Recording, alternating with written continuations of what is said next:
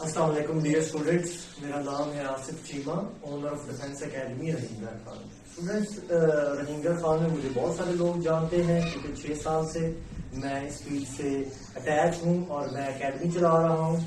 تو یہ اسٹوڈینٹس، یہ جو ابھی سیٹیں آئی ہیں FIA، اس کے لیے ہم نے آن لائن کلاسز اسٹارٹ کرنے کے لیے میرے پیارے دوست ہیں سر آصف صاحب لاہور سے، ان کے ساتھ کولیبوریٹ کر کے ہم نے یہ سیشن سٹارٹ کیا ہے اور اس کے لیے ہم ایک ڈیمو لیکچر بنا رہے ہیں۔ اسٹوڈینٹس، کیونکہ میں 5-6 سال سے پڑھا رہا ہوں تو میرا کافی ایکسپیرینس ہے اور میرے کافی اسٹوڈینٹس ہیں جو FIA میں سب انسپیکٹر ASI، اس کے علاوہ موٹر وے پولیس میں پیٹرول آفیسر، ASF میں اور پنجاب پولیس میں کافی سارے لوگ اپنی خدمات سر انجام دے رہے ہیں۔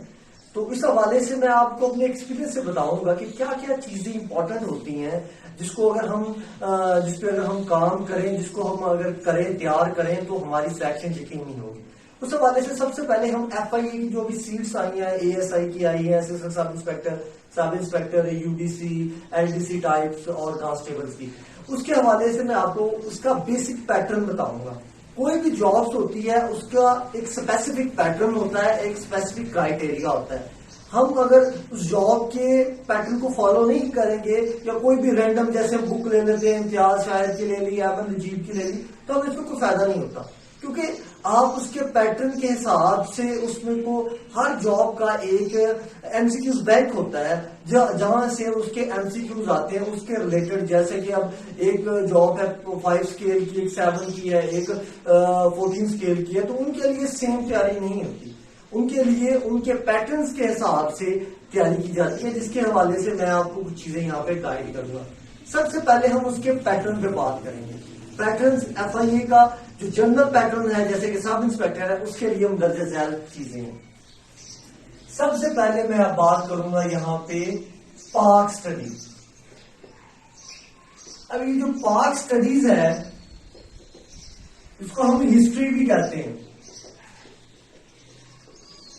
اس سے پہلے میں یہ چیز واضح کرتا رہوں کہ پچھلی 2-3 دفعہ سے جو ٹیسٹ آیا ہے وہ بڑا ہی ٹف تھا، کیونکہ وہ ایک عام سے ادارے نے لیا تھا اور انہوں نے بڑی سی ایک فضول سی چیزیں ڈالی ہوئی تھی، جس کی وجہ سے ٹھیک ٹھاک پچھلی دفعہ احتجاج بھی ہوا تھا، اور اس وقت اس کے ادارے کے ترجمان نے کہا تھا کہ ہم نیکسٹ ٹائم اس چیز کو اس پہ نظر ثانی کریں گے اور جنرل چیزوں پہ فوکس کریں گے، اور اس کا ایک ثبوت ان کا اس دفعہ کا پیٹرن ہے۔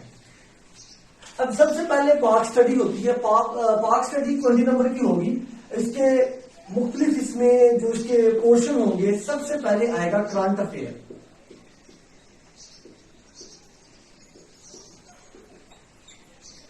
کرنٹ افیئر میں جیسے کہ ابھی کرنٹ صدر، وزیر اعظم، پاکستان کے مشیر، چاروں صوبوں کے، اس کے علاوہ انٹرنیشنلی جیسے UN کا سیکرٹری کون ہے، نیٹو کا سیکرٹری کون ہے، انٹرنیشنلی صدر، وزیر اعظم جو کرنٹ ہے ان کے نام، یا کرنٹ ایشوز جیسے کہ کورونا ہے، اپنا ریلیٹیوز جیسے ابھی PSL چل رہا ہے یا فٹ بال لیگ ہو رہی ہے، اس کے ریلیٹڈ چیزیں۔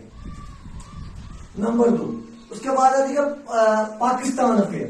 حالانکہ میں نے کرنٹ افیئر میں ہی پاکستان افیئر انکلوڈ کر دیا، لیکن پاکستان افیئر کا ایک علیحدہ ٹاپک ہوتا ہے، کیونکہ کرنٹ افیئر میں انٹرنیشنلی چیزیں آ جاتی ہیں، ڈومیسٹکلی بھی آ سکتی ہیں، لیکن یہ جنرلی ڈومیسٹکلی چیزیں ہوں گی اس میں، جیسے کہ پاکستان کے کیبنٹس کے نام، وزیروں مشیروں کے نام، پاکستان میں کوئی بلاسٹ ہوا ہو، پاکستان میں کوئی وزیر آیا ہو، کوئی وزیر اعظم آیا ہو، پاکستان میں کوئی خاص واقعہ ہوا ہو، جیسے ابھی PSL اسٹارٹ ہے، تو اس طرح کی چیزیں۔ اس کے علاوہ اسٹڈی ہسٹری 1857 سے لے کے 1947 تک انڈو پاک ہسٹری،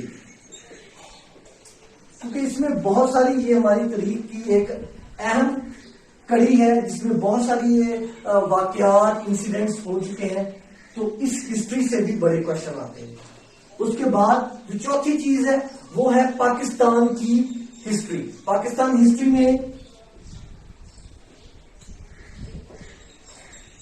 یہ 1947 سے کرنٹ 2021 تک، اس میں تمام گورنر جنرل، مارشل آرٹس جو ملک میں لگے ہیں، کوئی انسیڈنٹ جیسے بے نظیر کی ڈیتھ ہوئی ہے، لیاقت علی خان کی، ضیاء الحق کی، تمام امپورٹنٹ واقعات جیسے کہ کوئی پاکستان نے کچھ اسپورٹس میں کوئی کارنامہ انجام دیا, کوئی بلاسٹ ہوا, نیوکلیر پاکستان نے جو بلاسٹ کیے تھے, وہ ساری مین چیزیں اس میں شامل ہوتی ہیں اس میں پاک اسٹڈی کے پورشن میں. ٹھیک ہے, اور اس کے علاوہ ایک اور چیز ہوتی ہے, وہ ہوتی ہے کرنسیز,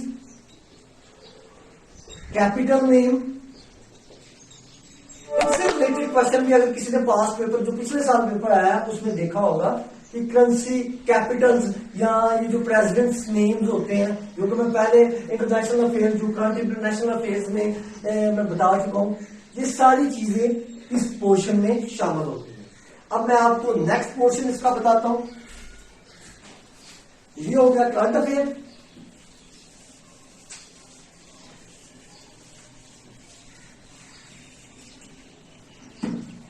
اچھا, اب اس کے بعد اس کا نیکسٹ پورشن میں کہوں گا اسلامک اسٹڈی.